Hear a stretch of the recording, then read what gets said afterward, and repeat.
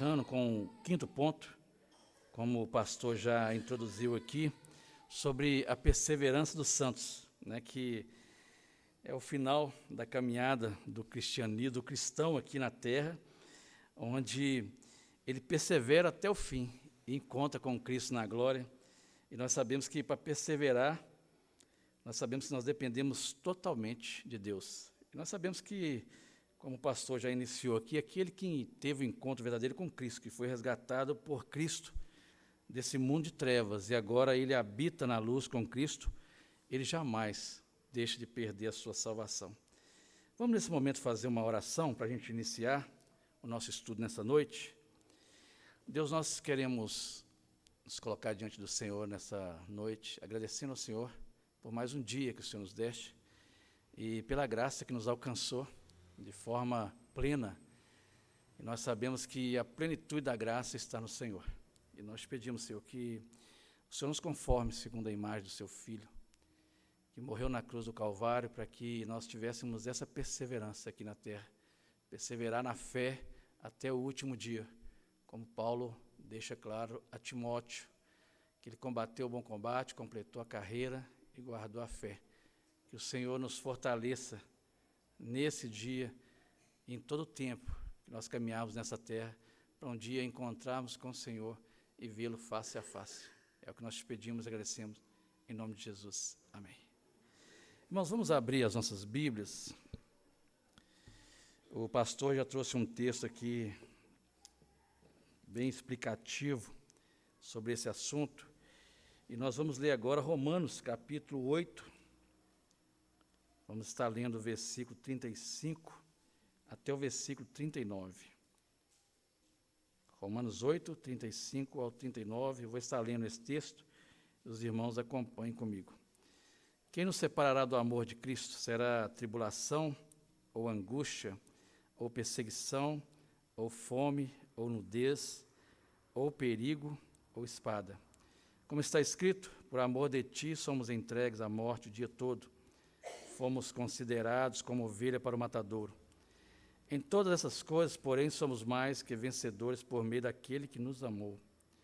Porque eu estou bem certo de que nem a morte, nem a vida, nem os anjos, nem os principados, nem as coisas do presente, nem do porvir, nem os poderes, nem altura, nem profundidade, nem qualquer outra criatura poderá separar-nos do amor de Deus que está em Cristo Jesus, o nosso Senhor. Paulo, quando ele está escrevendo aos Romanos aqui, irmãos, o contexto era totalmente diferente do nosso, né? Perseguição do Império Romano com os cristãos era algo que realmente inspirava muito perigo em todo o tempo, né? A gente sabe que teve alguns imperadores romanos que foram bem cruéis com o cristianismo e outros poucos, né, conseguiram ali viver em paz com o cristianismo dentro do Império Romano. Mas o contexto que Paulo escreve aos romanos, falando sobre toda essa perseguição, ele mesmo foi vítima disso.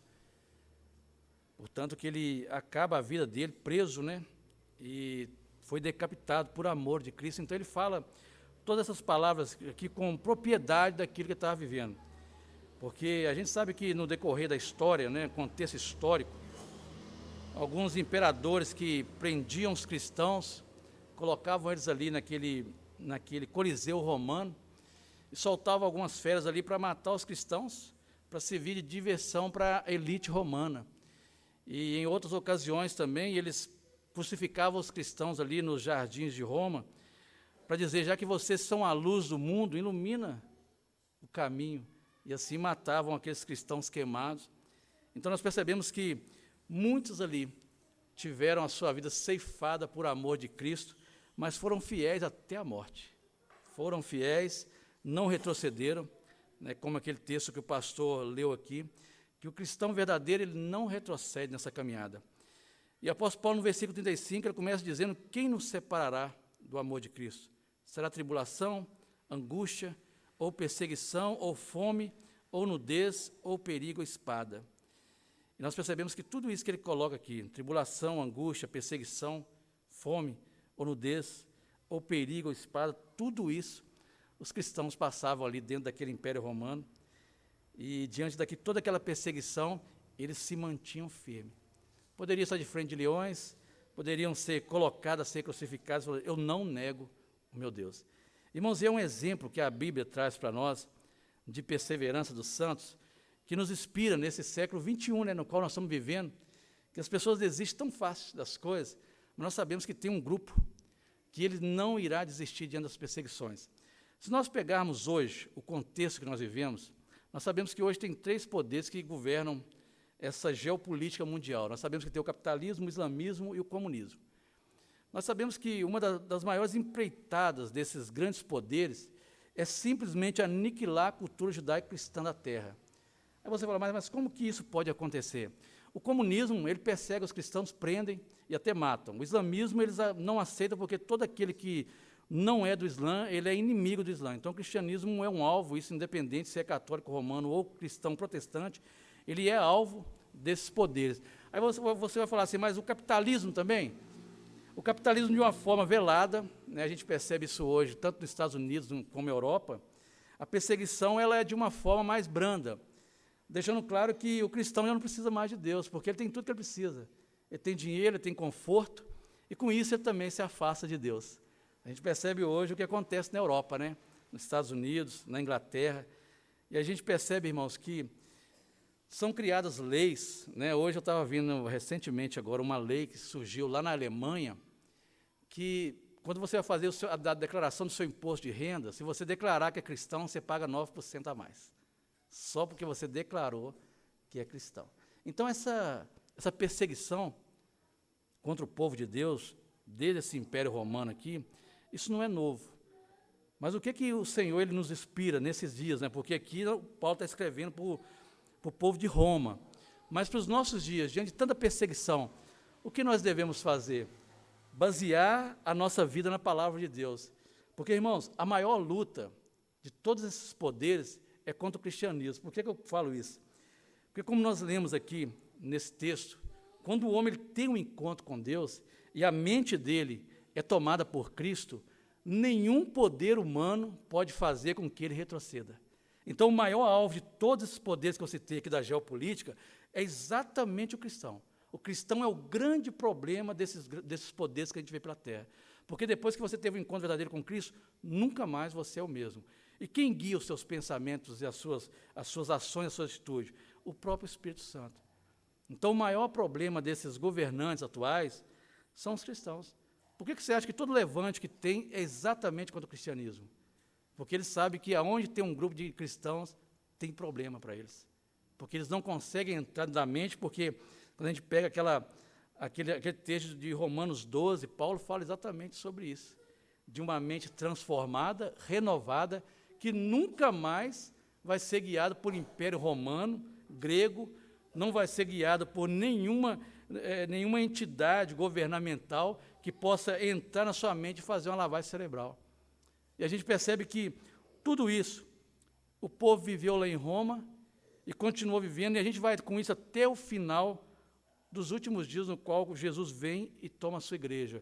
Mas aquele cristão verdadeiro, irmãos, ele vive livre, sabe por quê? Porque ele não faz mais parte desse mundo. O interessante é isso, queridos. Ele não faz parte mais desse mundo, e a vida dele não é guiada por nada que tenha nesse mundo, a não ser pela palavra de Deus. Então, nós, como cristãos verdadeiros, a gente se torna autocrítico. Quando a gente vê algo, criou uma lei aí, que vai fazer algo para favorecer, a gente já pergunta, o que está por trás dessas leis? A gente já pergunta, o que está por trás? A gente já faz uma análise crítica das coisas, porque a nossa mente é diferente, nós pensamos de forma diferente. Então, quando nós percebemos que houve aquele primeiro extermínio ali dos judeus, né, na Segunda Guerra Mundial, ali pela Alemanha nazista, e a gente fala assim, mas exterminou mais de 6 milhões de judeus, né, um negócio assim, absurdo para a gente tentar, hoje, no século XXI, tentar analisar com a nossa mente. Mas o comunismo matou muito mais. O comunismo matou mais de 100 milhões. Então, a gente percebe que todos esses poderes hoje que estão governando a geopolítica do mundo, eles continuam matando os cristãos do mesmo jeito. Não só o Império Romano, como Paulo ele pega esse contexto aqui, mas é algo que é muito mais além do que a gente imagina. E aqui ele continua dizendo, e dentro desse contexto, Quando os escolhidos, os verdadeiros salvos, ele tem algo na vida dele que, que eles perseverarão até o fim. E a outra grande esperança, outra grande esperançosa verdade, está lá em Filipenses capítulo 1:6, que nos diz assim: estou convencido precisamente disso, que aquele que começou a boa obra em vós, aperfeiçoará até o dia de Cristo Jesus. Então, esse cristão que Paulo fala lá no capítulo 12 de Romanos, e aqui em Filipenses, isso é uma certeza que nós temos. Dificilmente nós vamos ver, é impossível de nós vermos alguém que teve um encontro com Cristo verdadeiro afastado da fé. Se ele sai, porque não era dos nossos. Muitas pessoas se enganam, né? Nós até falamos sobre isso aqui, sobre essa questão de se batizar, fazer rol de uma igreja, fazer rol do membro de uma igreja, mas não ter tido um encontro verdadeiro com Cristo. Na primeira provação que eles têm, eles se afastam, e eles não voltam mais. Falaram, não dá para mim, porque eu pensava que era uma coisa e é outra, porque foi feita uma promessa errada para aquelas pessoas, porque o que o autor aqui, quando Paulo fala para os filipenses, aqui no capítulo 1, ele fala exatamente isso aqui, que aquele que começou a boa obra em vós, que é Cristo, o próprio Deus agora, ele aperfeiçoará até o dia da vinda de Cristo. Então, se você estiver aqui no dia da volta de Cristo, você estará com Ele. Agora, se você morrer antes da volta de Cristo, vai estar na presença de Deus automaticamente. Porque o que significa a morte para o cristão? A morte para o cristão é a passagem desse mundo para a eternidade. E ele tem certeza e garantia disso. Então, Deus está nos aperfeiçoando dia a dia, para que naquele último dia, quando você tiver um encontro com Cristo, a gente vai estar diante dele com as nossas vestes limpas. Então, ele vai nos aperfeiçoando, nos limpando e nos fazendo perseverar todos os dias. E como que a gente faz isso? Através da Bíblia e oração. Não há meio no qual nós podemos perseverar, a não ser por esses dois caminhos, Bíblia e oração. É eu falando com Deus, Deus falando comigo. Fora isso, irmãos, não adianta, a gente pode ser bons religiosos, podemos ter uma boa caminhada como cristãos, mas sem Bíblia e oração, a gente não sabe para onde nós estamos indo. A gente confia muito na religião e pouco em Deus. Então, o que a gente percebe hoje, por exemplo, tem um cristianismo novo aí, que é um cristianismo sem Cristo. É um cristianismo sem Cristo. A gente percebe que poucos eles podem falar de Jesus, porque é um cristianismo triunfalista. Então, se a gente falar para um cristão hoje, da modernidade, assim, você está preparado para encontrar com Cristo? Você pensa na eternidade? Você pensa na vida eterna? Ele fala, eu nem entendo a respeito disso. Porque ele entende nisso aqui, o que está sendo ensinado hoje, nesses dias, é um cristianismo de triunfalismo. Não é esse que Paulo está falando, você vai ser perseguido, vai ter tribulação, ter angústia, perseguição. Não é isso. O que ensina assim, você vai ter vitória. Agora é só vitória, você não pode mais ser cauda, você tem que ser cabeça. Tudo que você fizer vai dar certo, porque se não der, você está com algum encosto. É esse tipo de evangelho que é pregado hoje. Mas quem que gostaria de ouvir, olha, você vai ser separado da sua mãe, separado do seu pai, a partir do momento que você tem um encontro com Cristo, você vai ser perseguido pela sua própria casa. Quem quer isso?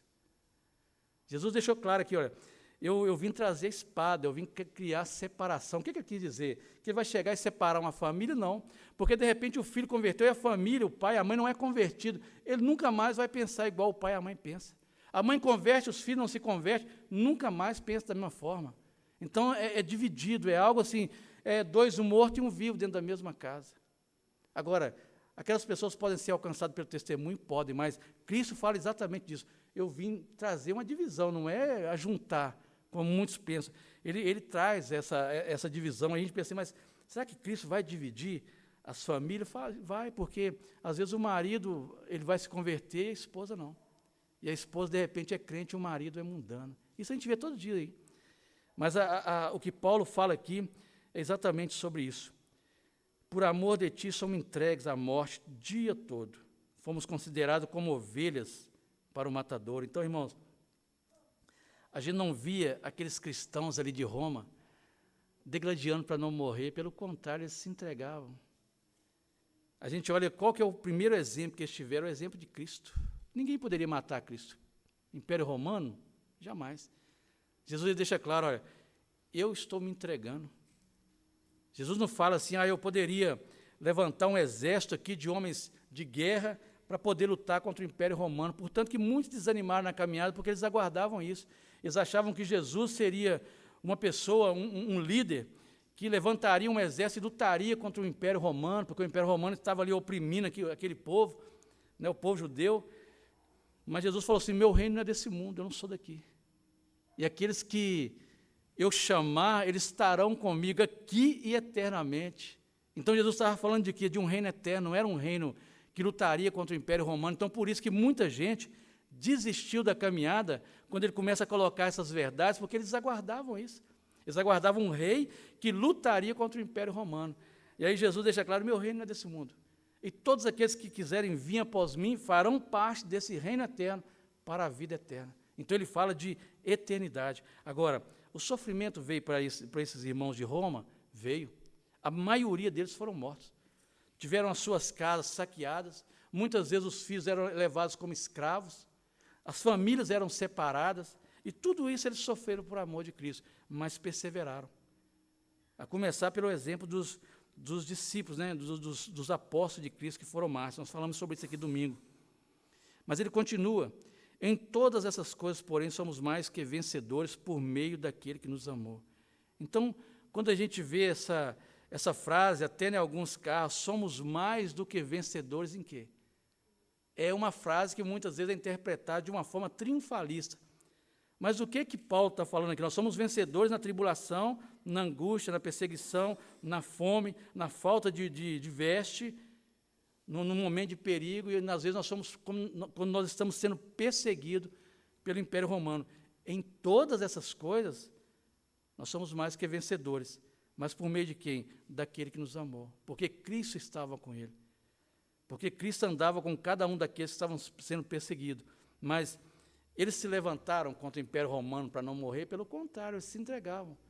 Morriam cantando, morriam orando, morriam se entregando a Deus, sabendo que eles estavam saindo dessa vida para uma vida eterna, mas perseveravam, firme. E a gente percebe, irmãos, que para nós perseverarmos, como esses irmãos perseveraram aqui, nós precisamos entender o que é o nosso chamado. Quando a gente observa essa questão do chamado, né, falar, agora eu estou salvo, e de que forma que eu vou viver? Né, a gente fala assim, uma vez salvo, agora eu sou sempre salvo. E de que forma que eu devo viver? Que uma vez que somos escolhidos por Deus, podemos viver como quisermos. Pelo contrário, diz-nos que na soberania de Deus, aquele que ele escolheu para a salvação, sustentarão aquela confissão de conversão até a morte. Então, muitas pessoas se enganam. Não, eu aprendi lá na igreja presbiteriana que eu já sou salvo, eu não perco mais a minha salvação. Mas eu vivo como salvo. Porque o autor está falando exatamente sobre isso aqui. Que uma vez que ele foi salvo, a pessoa foi salva, ela vai exatamente pela soberania de Deus, ela vai dar testemunho. E vai sustentar essa confissão até a morte. Então, quando nós confessamos aqui, né, quando nós vamos batizar aqui, aí o pastor e os presbíteros, o conselho da igreja, eles vão chamar aquele que está fazendo para ser aderido aqui como membro da igreja, vai perguntar, você confessa Jesus como Salvador da sua vida, como Senhor? Aí vai, não, eu confesso. Então, se a gente confessa, você vai testemunhar dele para o resto da sua vida. E aí a gente percebe que muitas pessoas têm se enganado. Não, eu já batizei, eu estou salvo, não perco mais a minha salvação, então eu posso viver no pecado porque eu já estou salvo. Pelo contrário. Agora, aquele salvo, ele não vive mais como era antigamente, como ele estava outrora, morto nos seus delitos e pecados. Agora ele tem a vida de Cristo e o Espírito Santo faz com que ele se arrependa do pecado todos os dias. Então ele não tem mais condição de viver, né, como está falando aqui, já que uma vez que eu estou salvo, então eu posso viver do jeito que eu quero, de forma nenhuma. Agora que nós não vivemos mais da forma que nós vivíamos outrora, mas pelo contrário, quem guia a nossa vida é Cristo. Porque eu estou bem certo de que nem a morte, nem a vida, nem os anjos, nem os principados, nem as coisas do presente, nem do porvir. Então ele deixa claro que nada dessas coisas que estavam acontecendo, às vezes a gente fica assim, olhando para os nossos dias hoje. O mundo sempre foi isso, irmãos, que nós vemos aqui, só de uma forma, né, menor, porque hoje nós temos quase 8 bilhões de pessoas no planeta Terra. Mas toda vida teve o pecado, toda vida teve guerra, teve fome, teve morte, isso toda vida houve. Mas qual que é a forma que nós olhamos hoje? Porque hoje nós estamos inseridos nesse contexto. no qual nós estamos vivendo e vendo tudo isso, as guerras, a corrupção. E a gente pergunta se algumas pessoas falam assim, mas por que Deus está permitindo todas essas coisas? A corrupção no nosso país, guerra em outros países, fome, roubo, essa violência, muitas crianças morrendo. E a gente pergunta, mas onde que está Deus nessas coisas? Deus continua no mesmo lugar. E a gente tem uma solução para isso? Fala assim, mas por que os governos não têm uma solução para essas coisas? Porque a solução para essas coisas está em Cristo. Porque isso tudo tem a raiz no pecado. Desde a queda de Adão, vieram sucessivamente acontecendo essas coisas. Então, qual que é a solução para isso? A solução é Cristo. Agora, o mundo vai parar de ter guerra? Vai parar de ter fome? Não. Ele vai continuar até a volta de Cristo dessa forma, e até piorando. E a gente sempre fala aqui, qual que é um dos sinais que antecederão a volta de Cristo? Muitos vão falar assim, vai ser um grande avivamento. Não. A volta de Cristo será um grande evento. Mas um dos sinais que antecederão a volta de Cristo será uma grande apostasia. São as igrejas fechando a porta. São muita gente que dizia ser crente, na hora que a peneira estiver passando mesmo, vão abandonar a palavra. Vão abandonar a igreja e vão embora. É o que está acontecendo no mundo afora. E muitas pessoas se enganam que antes da volta de Cristo acontecerá um grande avivamento. A palavra fala que quando o Filho do Homem vier, porventura encontrará fé na terra. Então será pouca gente, irmãos. Muitos são chamados e poucos escolhidos. Os que se perderão serão como a areia do mar. Por isso que a gente vê que pode contar no dedo as pessoas que realmente caminham como cristãos. As igrejas que pregam a verdadeira palavra não estão lotadas. Não estão lotadas, não precisa expandir muito tempo, porque vão ser poucas pessoas para esses últimos dias. E muitos estão naquele engano, não vai acontecer um grande avivamento, muita gente vai se converter. E isso já aconteceu. Isso já aconteceu, os grandes avivamentos já aconteceram. A palavra se expandiu pelo mundo todo. Agora nós estamos vivendo um momento em que o cristianismo, em muitos lugares, já estão sendo chamados de um mundo pós-cristianismo. Tamanha apostasia que está acontecendo. Mas eu creio, irmãos, que todo aquele que perseverar na palavra de Deus, esse não cai da graça. Esse continua firme até a volta de Cristo. Agora, isso é uma coisa individual de cada um de nós. Muitas vezes nós olhamos assim e falamos, essa pessoa foi criada dentro da igreja, por que ela não está hoje aqui, não quer mais congregar? A questão da pessoa ser criada dentro da igreja não garante a salvação dela. Ah, porque o meu pai, ele tem 50 anos que ele se converteu, ele me levou para a igreja. A Bíblia fala que ensina a criança no caminho que ele deve andar. Isso é uma ordem do Senhor para nossas vidas. Mas essa criança, um dia, ela vai ter que decidir o que ela quer para a caminhada dela. Nós temos uma obrigação de caminhar com os nossos filhos até a idade da razão. Mas um dia ele vai ter que decidir o que ele quer. Se é caminhar com Cristo, se é caminhar no mundo. Ele tem que decidir. Então, os pais não podem salvar os filhos, nem os filhos salvar os pais. A salvação é algo individual. A esposa não pode salvar o marido não pode salvar a esposa. Há um tempo atrás eu vi um vídeo triste, como que é as consequências. Um pastor, ele dando uma entrevista em um velório, e ele tinha uma filha adolescente de 16 anos. E ela começou a se rebelar, não quis mais saber da igreja, e ele estava indo para a igreja um dia de domingo, e deu um conselho para ela, filha, não sai de casa, já que você não vai para a igreja, fica em casa.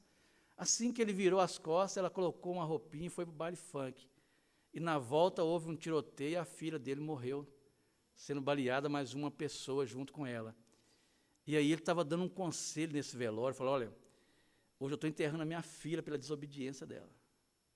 Pela desobediência dela, porque ela não quis me obedecer. Então, os filhos que não obedecem a Deus, não obedecem aos pais, e vice-versa. E a gente percebe que é exatamente isso que acontece. Não é porque ele era pastor que a filha dele se tornaria crente. Ele pregou o evangelho para ela? Com certeza, desde que ela nasceu. Mas ela negou a palavra de Deus, não quis obedecer. Nós vemos, cheio de exemplo aqui na Bíblia sobre isso. Filhos que foram rebeldes e que colheram consequência gravíssima. Mas aquele que teve o encontro com Cristo verdadeiro, ele nunca mais nega a fé. Porque o que acontece, irmãos, na questão da conversão, é exatamente isso aqui, ó, sustentarão aquela confissão de conversão até a morte, perseverando na vida de santidade. Nunca mais a pessoa quer viver uma vida depravada, ela vai se santificar cada dia mais. Agora, João fala sobre isso. Muitos foram embora porque não eram dos nossos. Não eram. Então, quando uma pessoa abandona o Evangelho e vai embora, porque ela não entendeu o Evangelho. O Evangelho, ele é um Evangelho frutífero. Automaticamente, quando a gente se converte ao Evangelho, a gente quer mais de Cristo, nós queremos conhecer mais a Deus, nós queremos conhecer mais a palavra, nós queremos viver na perseverança, juntamente com os santos. Mas aquelas pessoas que conheceram apenas a religião, dificilmente elas irão perseverar. Eu gostaria que os irmãos estivessem abrindo a Bíblia de vocês aí, 1 João, capítulo 3, versículo 9,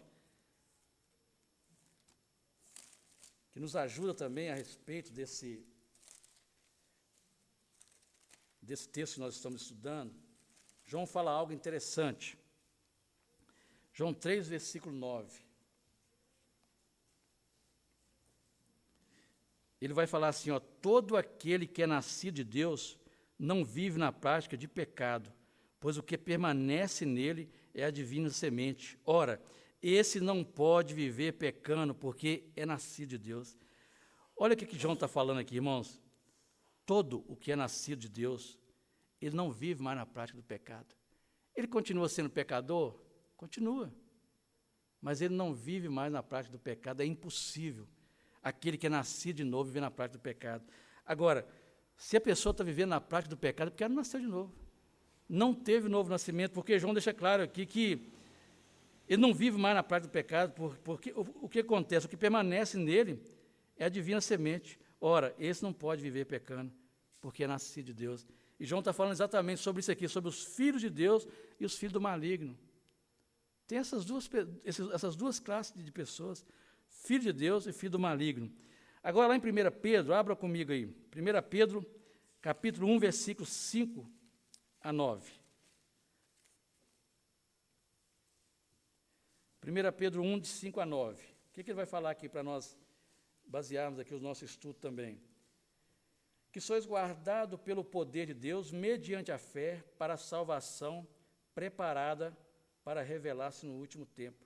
Nisso exultais, embora no presente, por breve tempo, se necessário sejais contristados por várias provações, para que, uma vez confirmado a vossa fé, o valor da vossa fé, muito mais preciosa do que o ouro perecível, mesmo apurado por fogo, redundante em louvor, glória e honra na revelação de Jesus Cristo, a quem, não havendo visto, amais, no qual, não vendo agora, mas crendo, exultai com alegria indizível e cheia de glória, obtendo o fim da vossa fé, a salvação da vossa alma. Então, qual que é o fim da fé, irmãos? A salvação da alma. Paulo, quando escreve a Timóteo, ele fala exatamente sobre isso. Combati o bom combate, completei a carreira e guardei a fé. Qual que é o fim da fé?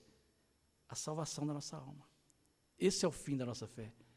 Nós vamos precisar dessa fé aqui na terra, para que no último dia nós possamos encontrar com Cristo, e aí nós vamos ter esse momento maravilhoso, obtendo o fim da vossa fé, a salvação da vossa alma. Agora o salvo, irmãos, ele vai viver de uma forma diferente.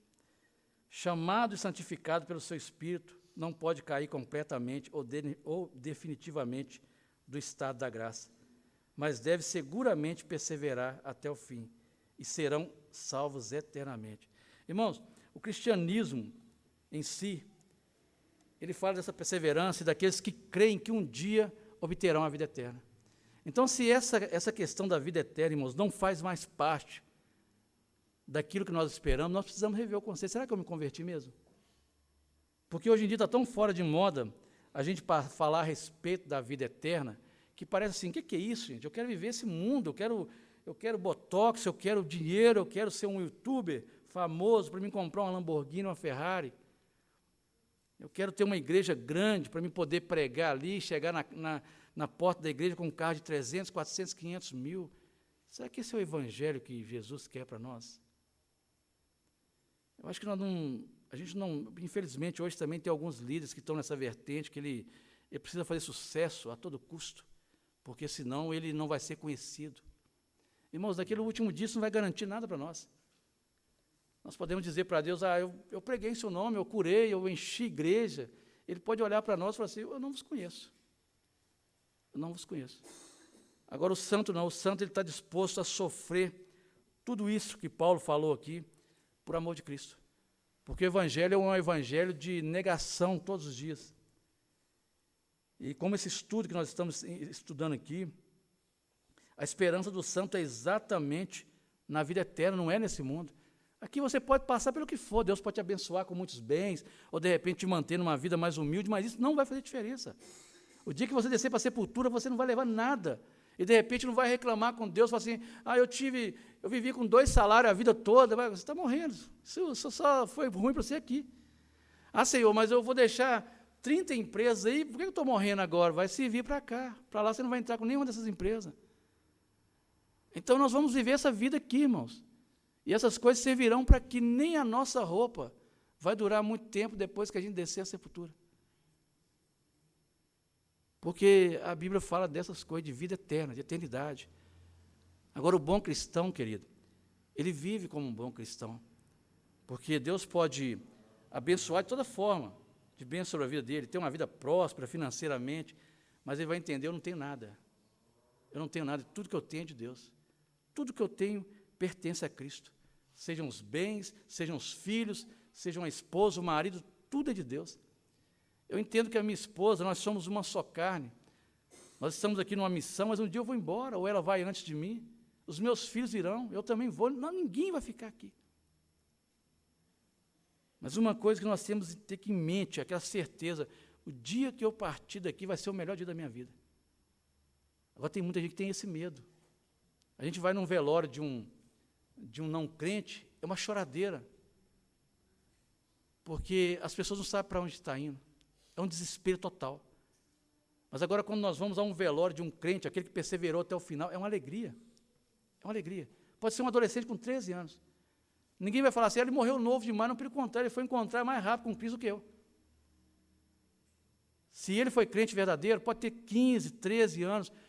Ou esse adolescente era diferente, ele era cristão, ele era um cristão verdadeiro. Ou, de repente, pode morrer como John MacArthur, né, que morreu alguns dias atrás aí, perseverou até o fim. Aquele homem pregou a palavra verdadeira e foi fiel a Deus. Morreu em paz. Eu vi a última mensagem que ele pregou, ele estava debilitado, ele estava saindo do hospital. Ele falando, eu não pude estar nessa conferência, mas ele mandou por vídeo. Mas eu estou bem, eu estou em paz com Cristo. Eu já estou partindo daqui para a glória.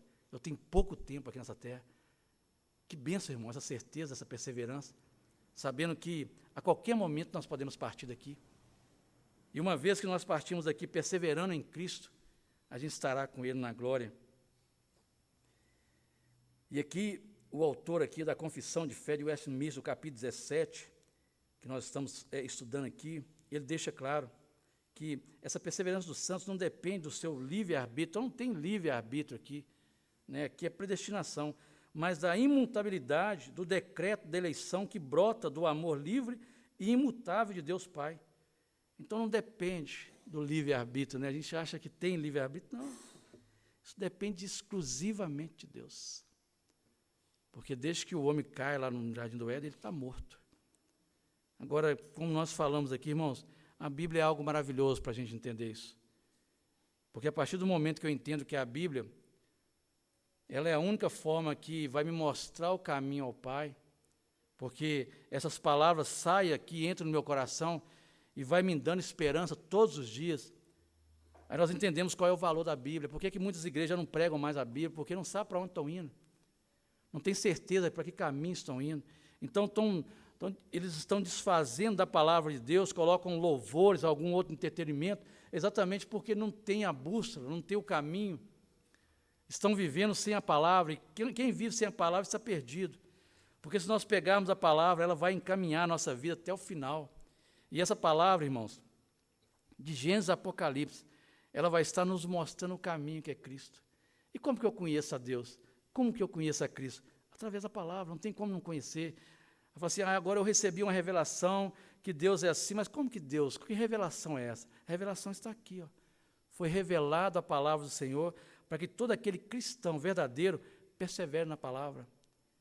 E nós, quando gostamos da palavra, irmãos, e amamos a palavra, pode vir uma perseguição contra a gente a qualquer momento, falar assim, olha, a Bíblia agora vai ser proibida. A Bíblia está dentro do seu coração. No momento que você não tiver uma Bíblia mais que nós temos aqui, essa liberdade de viver um cristianismo mais livre aqui no Brasil, por enquanto, se te tirarem a Bíblia, ela vai estar dentro do seu coração, para que você possa se alimentar dela todos os dias. Então nós percebemos, irmãos, que muitos cristãos nessa caminhada, eles foram definhando com fome, porque deixaram de alimentar da palavra. Então veio a fome, e eles foram se enfraquecendo, deixaram de alimentar da palavra, foram enfraquecendo, foram perdendo o ânimo, e muitos ficaram pelo meio do caminho, porque deixaram de se alimentar da palavra. E é o alimento que nos fortifica todos os dias. Esse alimento é que nos garante essa caminhada diária. A gente fala assim, mas tem uns 5 dias que eu não li a Bíblia. Mas você deixou de ficar 5 dias sem comer? Eu tenho certeza que a gente não consegue passar um dia sem comer, que a gente enfraquece. Mas como que a pessoa consegue ficar uma semana sem ler a Bíblia e não ficar fraco? Infelizmente, irmãos, quantas pessoas que pegam a Bíblia só no domingo, pela manhã, e lembram que estão indo para uma escola dominical, falam, vou levar a Bíblia, porque se não levar vai ficar feio, né? Porque na hora ali da leitura da palavra eu vou abrir a Bíblia. Mas não pegou durante a semana, não leu. E como que nós iremos perseverar? Como que nós iremos perseverar se eu não me alimentei da palavra de Deus? Então esse alimento é que nos fortifica, esse alimento é que faz com que esse cristão no século XXI tenha sua mente transformada por Cristo através da palavra. Porque a gente percebe que hoje nós vivemos mais do que nunca um momento no qual as mentes estão sendo capturadas todos os dias. Nós vivemos uma guerra intelectual tão grande que poucas pessoas estão conseguindo se livrar dela. E não há nada melhor para nós se livrarmos dessa guerra que foi instalada nesses últimos dias pela inteligência artificial, pela internet e por todos esses meios de comunicações aí, que vão formando opinião todos os dias, e para a gente resistir firme até o último dia só pela palavra, não tem como fazer, não tem como ter outra forma. Porque a gente percebe, irmãos, que hoje eles estão investindo nas crianças com 6 anos de idade. Hoje uma criança com 3 anos de idade já domina um celular. E muitos pais, por se livrarem das crianças, para não dar trabalho, colocam um celular na mão de uma criança, ao invés de ensinar a palavra, porque dá mais trabalho. Aquela criança, ela dá mais trabalho você pegar ela e falar assim, filho, vem cá, vamos sentar aqui, vamos ler a Bíblia. É muito mais fácil pegar um celular e colocar na mão dela e deixar ela num canto ali. Ó. E qual que é o resultado disso nos últimos dias? Crianças que estão se tornando hiperativas, um aumento de TDAH, um aumento de ansiedade em crianças com 8, 9 anos de idade, porque eles não têm controle daquilo, a mente deles não tem ainda resistência para resistir a essa invasão. E com isso o inimigo está usando esse meio para poder transformar a mente das crianças, porque quando chegar ali nos seus 15 anos, já estão totalmente dominadas. E aí a gente vê que muitos adolescentes hoje estão matando os pais como se estivessem num jogo de videogame, porque não conseguem mais separar a realidade do virtual. A gente vê vários casos, um desses casos que eu vi recentemente, um menino jogando PlayStation, a avó estava limpando a casa e pediu para ele desligar porque estava atrapalhando ela limpar a casa. Ele decapitou a avó, porque atrapalhou o jogo dele. Para a gente ver que esses adolescentes, as crianças não estão separando o que é realidade do que é o virtual. Mas aonde que entra isso, irmãos? Porque é uma guerra espiritual de mente. E se nós não tomarmos cuidado com as crianças, a mente vai ser tomada. E qual que é as crianças que esse sistema está atrás? As crianças cristãs. Porque as outras já estão fazendo parte do sistema. Igual eu vi um tempo atrás aí, alguns vereadores e deputado de esquerda falando assim, olha, a gente vai entrar na igreja. Nós vamos entrar na igreja e vamos ir para a escola dominical, porque lá nós vamos pegar as crianças. E tem muitos aí infiltrados, exatamente fazendo isso. Pegando as crianças e doutrinando, e muitos não estão observando isso, porque às vezes estão dispersos na área do ensino. E qual que é a área mais perseguida pelo inimigo? É exatamente a área do ensino. Porque é lá que eles vão formar as mentes. É lá que vai ter um formador de opinião que vai pegar uma criança ali e vai formar a mente dela. Então, queridos, que nós possamos ter essa perseverança com a nossa família, observar o que está acontecendo à nossa volta, porque o que está em jogo aqui é uma guerra espiritual. E se nós não revestirmos a armadura de Deus, como Paulo fala em Efésios capítulo 6, nós não iremos resistir no dia mau e nem ficar firme. Agora, se você está revestido da armadura de Deus, você vai perseverar, vai resistir no dia mau e vai ficar firme. E nós precisamos tomar essa armadura todos os dias, porque nós estamos numa guerra, irmãos. Se nós olharmos aí fora, nós estamos numa guerra. Como eu já falei aqui, qual que é a maior empreitada dos grandes poderes da geopolítica hoje? Exatamente exterminar o cristianismo. De qualquer forma. De qualquer forma.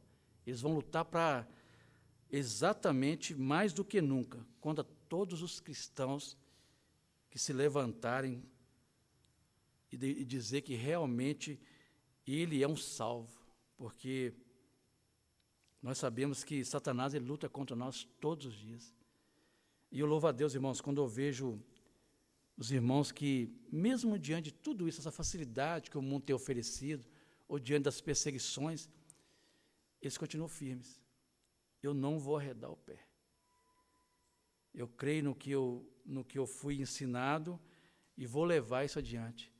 E Deus requer isso de nós, irmãos, que nós levemos o Evangelho adiante, que nós sejamos testemunhas dele, porque se nós envolvermos em qualquer outra empreitada, a não ser essa, testemunhar do Evangelho em todo momento da nossa vida, nós iremos ficar no meio do caminho.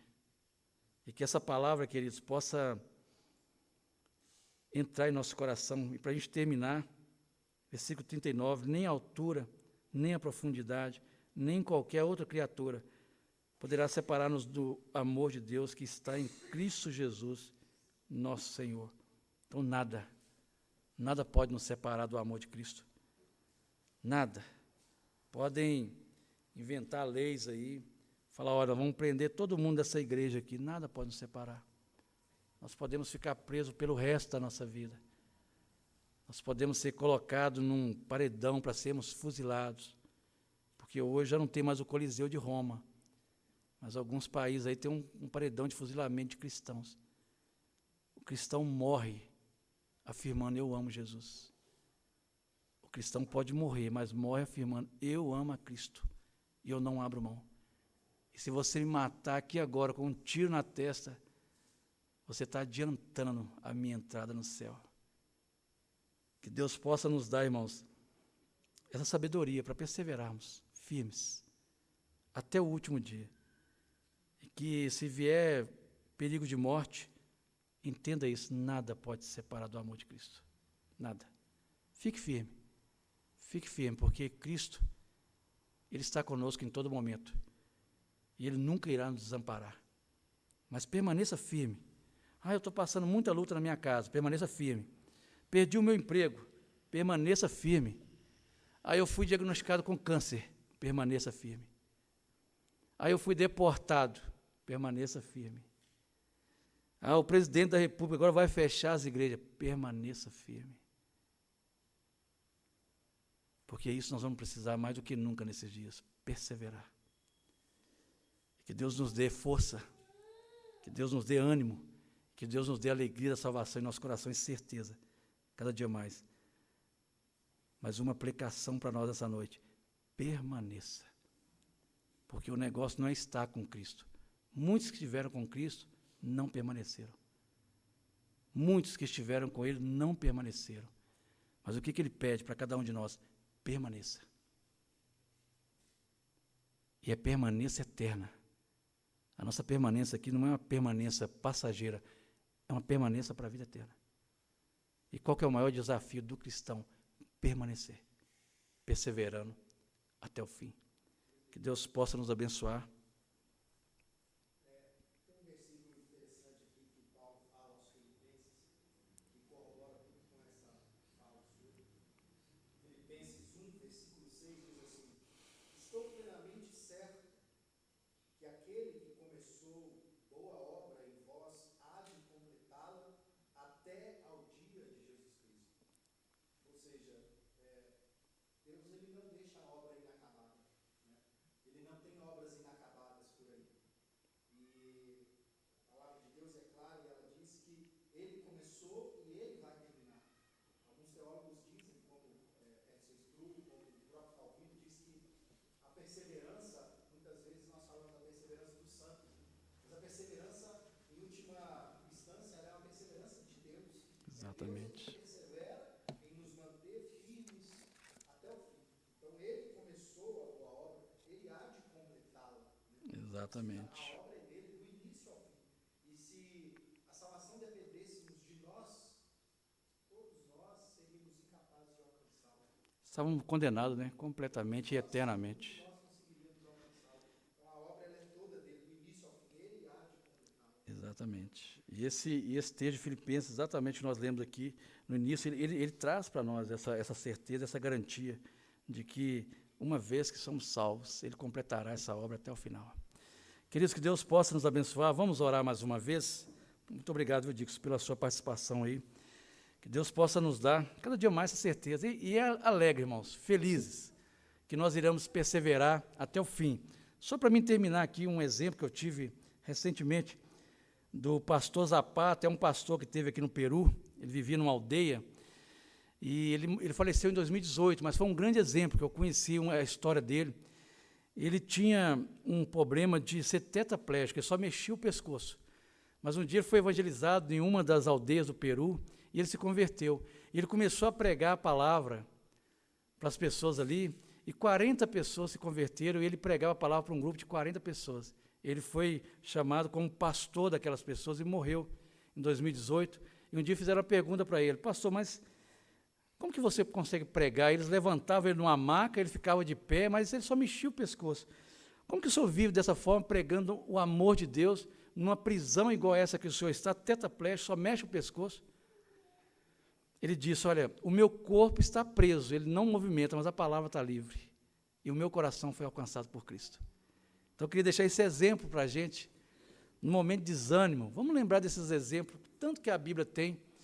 E o exemplo do pastor Zapata mexeu muito comigo, mesmo que ele era um tetraplégico, mas ele estava livre em Cristo Jesus para viver o Evangelho e ter vida eterna em Cristo Jesus.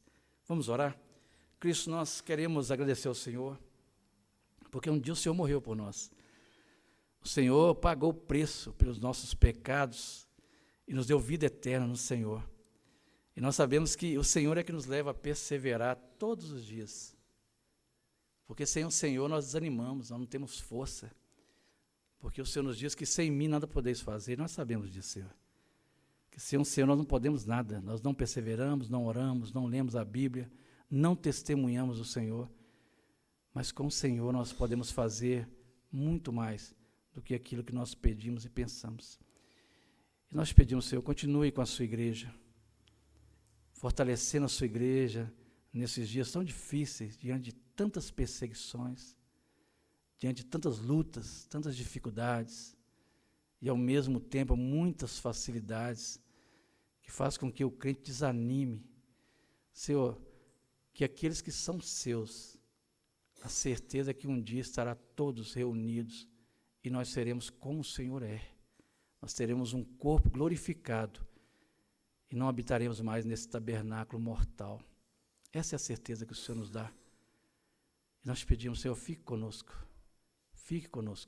nos faça permanecer, não apenas estar com o Senhor, mas permanecer firmes e inabaláveis.